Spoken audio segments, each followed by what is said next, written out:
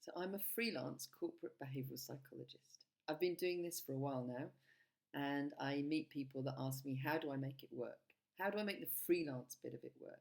So regardless of what industry you're in and what you do, if you're interested in becoming an independent worker, an independent consultant, a freelancer, in other words, working for yourself, then I think I can help. So I'm a psychologist, so I think we probably should start there. Positive psychologist Martin Seligman created something called the PERMA model. And it's really cool and it's really worth your time. And it doesn't matter whether you're employed or whether you're independent or an entrepreneur and in an SME or not working at all. It's a really useful tool, a really useful model for thinking about how you can develop your emotional well-being. And I'll reference it a little bit later on. But I'm going to be inspired by the PERMA model to create something specifically for freelancers, something that you can use right now to help you develop and thrive in the gig economy. So I'd like to introduce the FREELA model. The FREELA model uses the mnemonic and to break it down into the things that I have found most useful to become a happy and thriving freelancer. So let's start with F. Does it stand for the fear of not knowing where the money is going to come from? Does it stand for fear of not having enough work, or the fear that your friends and family have that they think you've lost the plot? Is it the fear of not being in control or failing or not being good enough? Well, the FREELA model helps you address all of those. So the F doesn't stand for fear, but it might surprise you what it does stand for. My F is not sexy. But my F stands for finances. If you're in control of your finances, then I tell you, freelancing is the biz. If you can work out when you need to panic, then you can plan that much earlier in your process so that you can do something about it earlier on. Sort out your finances and you'll know what your minimum day rate needs to be. You can work out how many days you want to work for the lifestyle that you're choosing. You can feel in control rather than have the financial fear. Plan your panic, know when to freak out, and that means you won't freak out. Yes, I do mean you need to do the spreadsheet, and I'm going to do a separate video that's going to talk you right through that.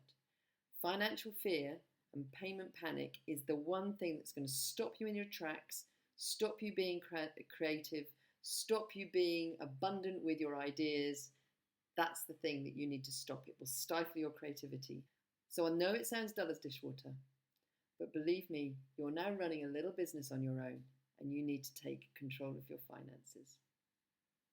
Next, R. R stands for relationships. Yep, you can forget about networking because you need to start building relationships.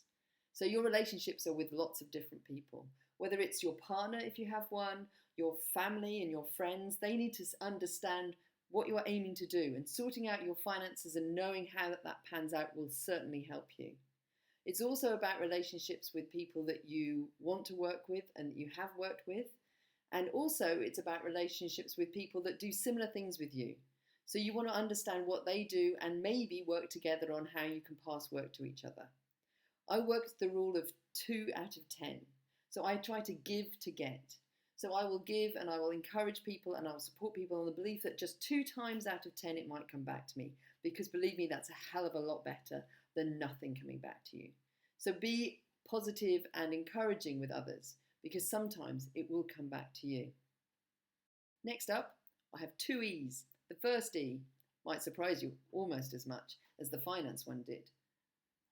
My first E is for exercise. While it's something that institutionalized people in the office, they can't be thinking about during the day.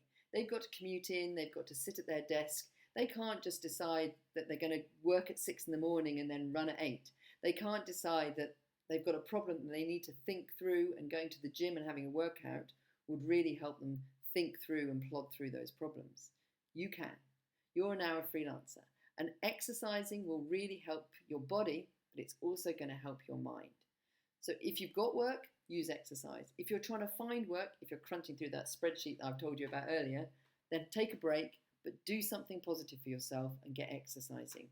Running's not your bag? Then how about some yoga? How about a gym class where you get to meet some other people and work on those relationships from the R of FREELA? Maybe you just need to exercise your breath and do some meditation and mindfulness. Whatever your bag is, make sure you do some. It's going to make you feel a lot better and a lot more in control.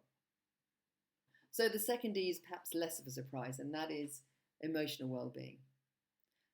Freelancing is an emotional roller coaster, and some of us love it. But if you try it and it's not for you, there's no shame in deciding that you need to get off and you need to get back into full-time employment. It's fine. In fact, you'll have learned heaps from the experience and take it with you, and you'll be a better employee because of it. But for those of us that love it, my top tip is to make sure you celebrate the highs and the successes with the people that help you get through the lows, because there are both, and they're both coming your way. And accepting that is really good. The PERMA model, which I mentioned earlier, will also help you through that. So have a little look at it and use it in the lows and the dips. But also, if you've done your finance work, you will know whether this dip is critical and whether you need to start getting into that panic freaked out zone, or whether it's okay and it's part of the plan. You don't need to work every hour that you're given. So the next letter in the FREELA model is L, and L stands for love. This is about loving what you do and loving the decisions that you've made, and reminding yourself that you are choosing this lifestyle. You're choosing when to work, where to work, and how to work. And you're also dropping the idea of a work-life balance scale where work is bad and life is good, and in mixing them all up so that your work is enhancing your life and your life is enhancing your work. Sounds cool, right? Well, have a go. And you can do that because you have the freedom from the finances, you have really great relationships, you're looking after yourself through exercise, you're looking after your emotional well-being, and you're loving what you're doing. If you get this right, then the concept of work-life balance is just so old school, and you are living the life. So the final letter of the FREELA model is A, and A stands for achievement or accomplishment. And in the FREELA model, it stands for accomplishment. Let's get realistic. There are days when it's hard, when you're pushing water uphill and trudging through toffee. So what I suggest is that every day you try and accomplish something, however small that little win is. So it might be any element of the FREELA model. Yes, that means your accomplishment might be to write a list of accomplishments you would like to achieve in the next week. As simple as that. But get to the end of each day and feel that you've just about achieved something. So the FREELA model.